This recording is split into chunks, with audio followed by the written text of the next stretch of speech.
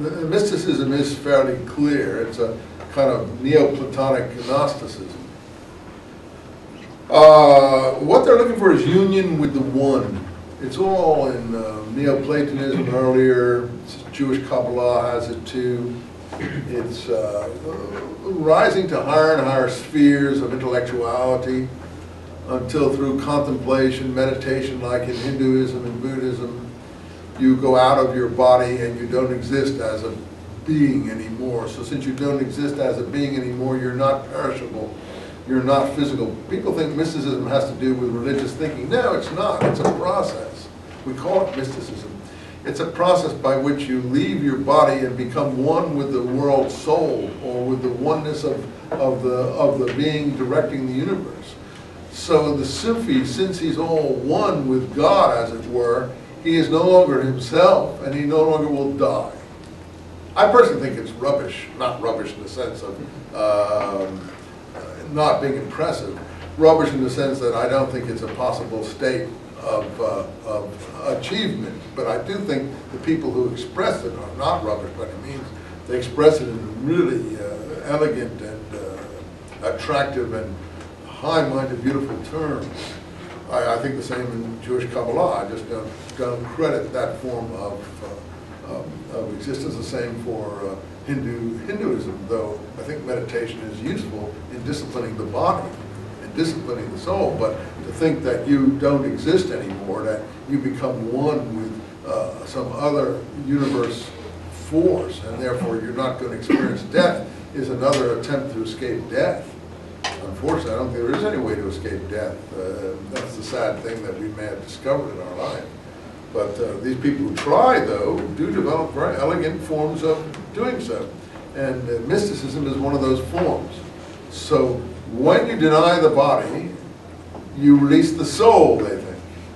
And this has to do with assuming that the body and the soul are different, that there is a soul-body split.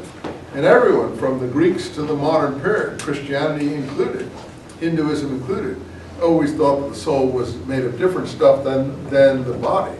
I think what we've come to see is that the soul and the body are inseparably the same. And, you know, when one disappears, the other disappears, unfortunately. There is no world where the souls exist without the body. People may think there is, and that's fine if they do. It comforts them, but it's a way of seeking comfort for the reality, the horrible reality of what's going to happen to everything and everyone, unfortunately.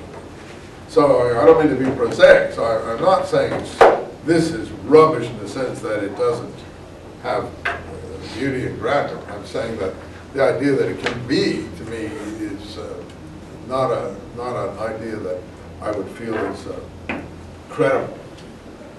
Anyway, he's talking here about union, and the Sufis in Islam were seeking union too.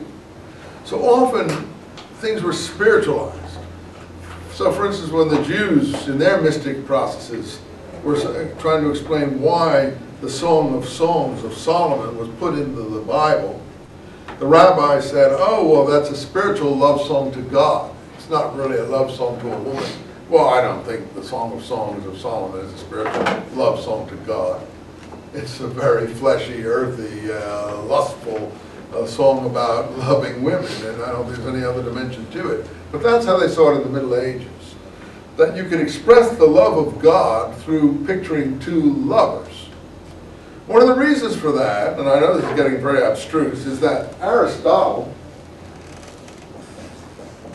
in his metaphysics that everybody was reading, even though we don't read it anymore, they were all reading it. I think it may be useful to read Aristotle as far as organizing one's thinking. Aristotle was responsible for our universities, the compartmentalizing of subjects, the treating of knowledge in a systematic fashion is what he was interested in doing. So he organized the subjects upon which our universities are based. And metaphysics means what? He couldn't put it in words. He didn't have a word for it, so we called it metaphysics. What does metaphysics literally mean? No, that's not what it literally means. That's what it's come to mean. What does it literally mean? The book beyond physics. Physics deals with the bodies in the universe, bodies at rest, bodies in motion, and the way things behave in a physical way. But there's another book beyond physics that you said is philosophy, is metaphysics. The book, that's what it literally means. The book, which has no name, the book he wrote Beyond Physics, which dealt with first causes, first things. The primal cause, the cause of all causes that we call God, the philosophers call it the first cause. And Aristotle then portrayed this picture of the universe, how the first cause moves things, because the universe is in motion. Planetary bodies are in motion, human beings are in motion, animals are in motion, the moon is in motion, the earth, the stars, everything's in motion. The ancients had a view of how things moved, and Aristotle said that things moved the way a lover moves, the way the lover moves, the way the beloved moves the lover. That's the way the universe moves, like love. Well, Christians, everyone loved Aristotle because everyone loves love. So his presentation of the way the universe moved being based on love was picked up in Christianity as the way they presented their essence, you know, of love. And you're supposed to love everyone, and I never met a Christian who loved everybody. And in fact, a lot of Christians hate people.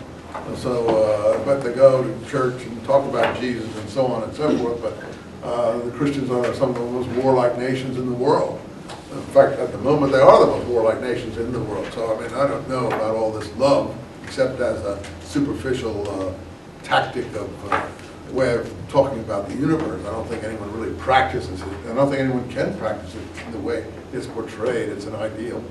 But anyway, forget what I think. The point being that love suited Christianity and a lot of other religions, and it suited Sufism too. And they loved this idea that the universe was moved by love, and that the stars and the planets were moved by love. What was Aristotle trying to express when he said that, I think? What Newton was calling gravity. You see, he didn't have a word for gravity. Maybe love is a better word for gravity. But, you know, gravity really is what Newton was talking about, love. Everything is moved on the basis of gravity. You know, there is some mysterious force that's in the bodies of things that influence other bodies elsewhere in an unseen manner, the way love moves a lover. So Newton was really, it was an early theory of gravity that he was expressing in terms of love. Well, which do you prefer, Newton's word gravity or Aristotle's word love? Anyway, the mystics and Sufis picked it up, and we're starting to get it here because Ibn Hazm has some physicality